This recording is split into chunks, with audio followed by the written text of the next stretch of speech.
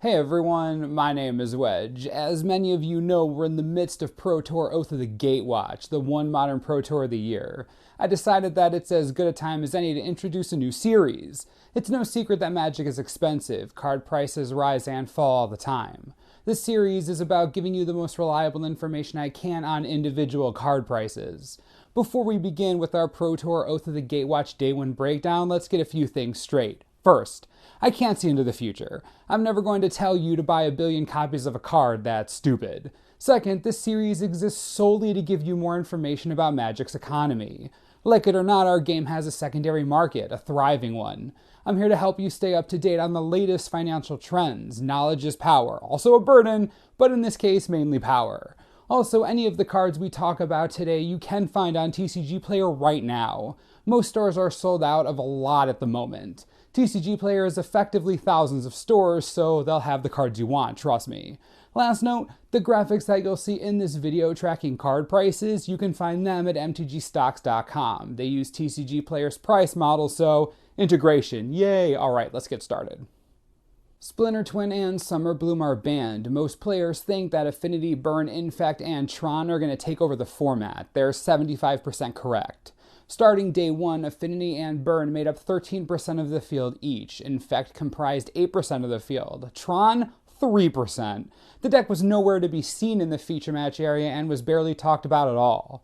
When the bans were announced, experienced Tron pilots actually said the bannings were bad for the deck. This could be that showing itself pretty strongly. There is an entire second day, of course, but day 1 showings, not great for Tron.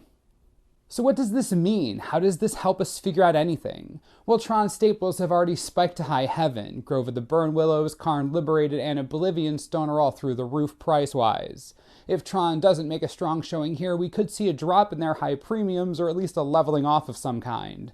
It's important to keep in mind when deciding how quickly you want to pull the trigger when purchasing staples. Right, so Tron doesn't have the spotlight anymore. What does? Yeah, the Eldrazi. This is going to be fun.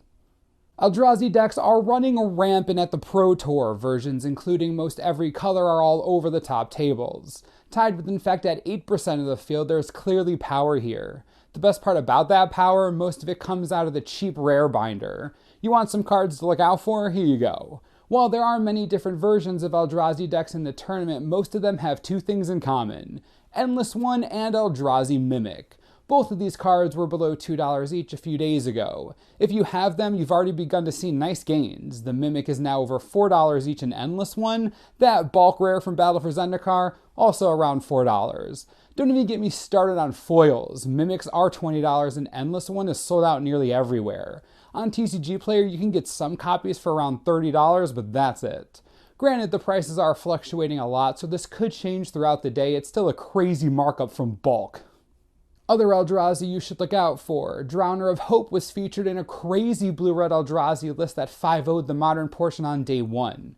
This isn't going to be a $5 card, but it could be above bulk rare status. If you're looking to build a blue Eldrazi deck in Modern, it might be a good time to buy a few of these. They're still really cheap, but with the way the Magic economy is, that could change at any moment. I'd rather pay 50 cents each now than $2 each in 2 days, just saying. Two other Eldrazi staples that we knew were going to be good are Reality Smasher and Matter Reshaper. I expect these cards to hold their respective values going forward. Multiple versions of the Eldrazi strategies are running these two. If you have them, I'd probably hold on to them. Just good value all around. Speaking of good value, Aya Vugan and Eldrazi Temple have done so much work to justify their ridiculous price tags that I don't think you'll see a drop in price anytime soon unless they get banned. If you want to play a competitive Eldrazi deck, you're going to need these two cards and you will have to pay for it. After the deck's day 1 showing, even if it doesn't make the top 8, I don't see the prices dropping significantly. Too many people want to play with cool Eldrazi. I don't blame them. I want to play with them too. The last Eldrazi I want to talk about is Ulamog the Ceaseless Hunger. Surprisingly, the big tentacle monster on campus was nowhere to be seen at the top tables in any of the Eldrazi strategies that were featured. It seems most Eldrazi decks that would run it are replacing it with mid-range Eldrazi like Reality Smasher and Thought-Knot Seer. I'm not saying that Ulamog is going to crash in price or anything, just it's an interesting thing to think about. Dude is nowhere to be seen, it's curious. There is one card that up to this point was basically bulk in my eyes, but now is a hidden treasure.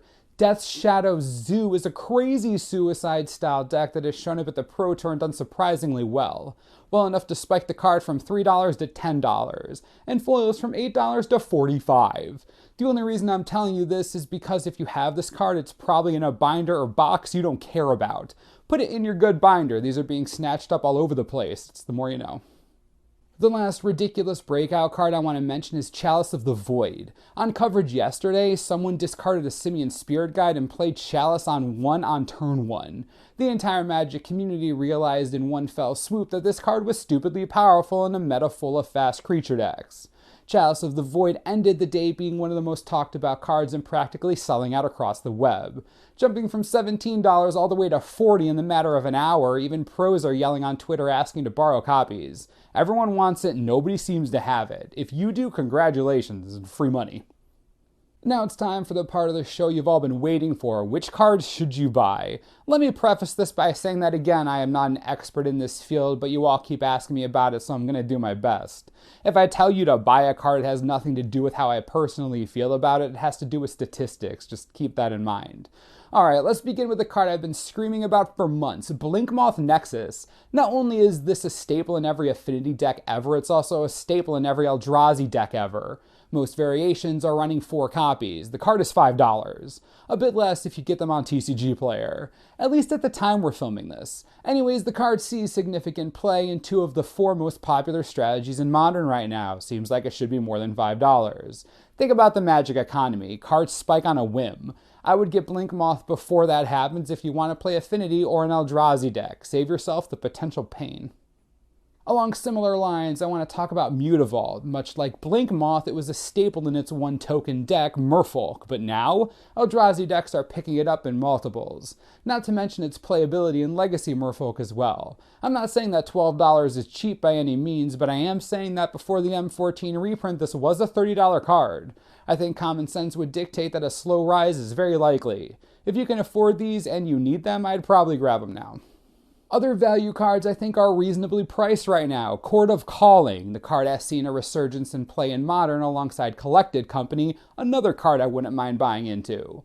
Both of these have proven their worth in various Obzan and 4-color strategies. While neither is cheap, Court follows the same path that Mutavault follows.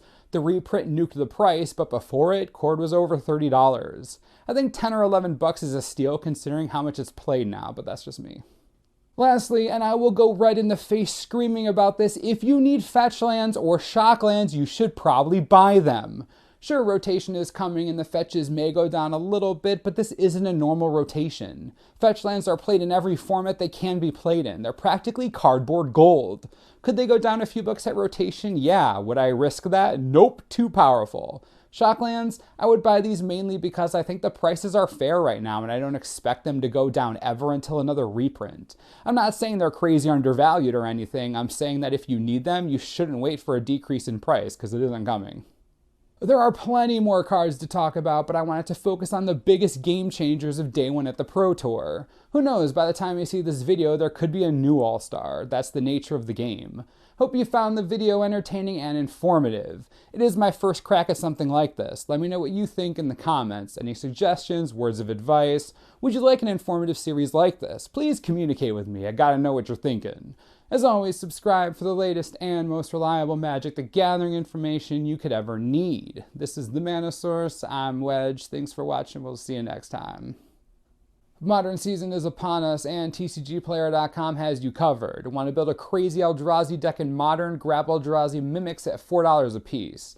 Most other stores are sold out. Speaking of sold out, Endless One is also on TCGplayer.com right now for $4 each. Remember, you need cards? TCGplayer.com has them always.